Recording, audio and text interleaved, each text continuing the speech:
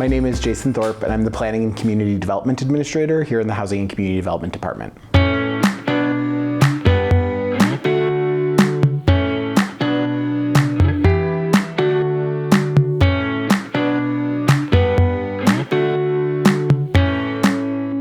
I began my career about a little over 20 years ago working specifically in homelessness, and over time have been able to let my work shift to now really focusing both on like those major crises like crises of homelessness, but also on the more upstream issues like lack of quality affordable housing. And so knowing that every day the work that we do is allowing people to have safe, healthy, and habitable homes means so much to me. My name is Nicola Hartman. I am the CEO for Sister Jose Women's Center. Our center serves unhoused women. We are emergency shelter, a low barrier emergency shelter for unhoused women. And our goal is to keep women safe, to welcome them to our center with dignity and love. Sometimes that's providing them with a warm meal and a warm shower, some clothing, and helping them move on their path to becoming housed.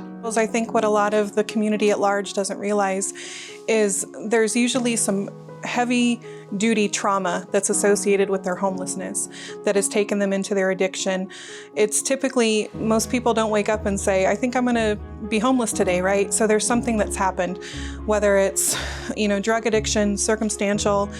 It's something that's a progression. It's not something that just happens overnight to these folks. I'm a nurse, LPN, but because I have that judgment on my name, nobody would rent to us. So it was either paying for Airbnbs, which was way out the way with no government assistance as far as food stamps, or sleeping in the car, and we ended up running out of money and we just had to sleep in the car.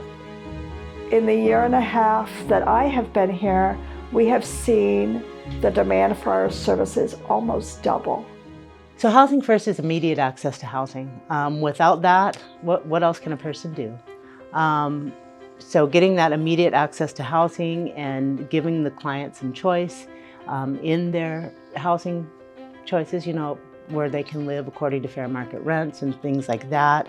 There's a recovery orientation to it. We have CMS services, which is community medical services, and other MAT services, which are medically assisted treatment to help people come off opioids, to get them enrolled in other substance use therapies, and just integrating them back into the community socially, learning how to live in a community, in an apartment complex, being a good tenant, being a good neighbor, using a lot of harm reduction. That's what Housing First is all about, helping these people get back to a place where they're a productive community member.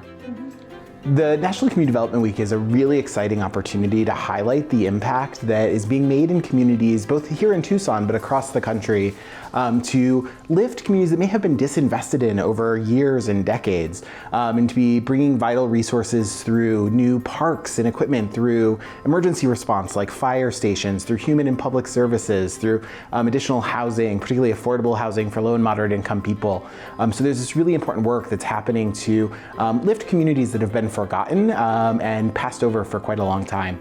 And National Community Development Week offers us an opportunity to celebrate that work.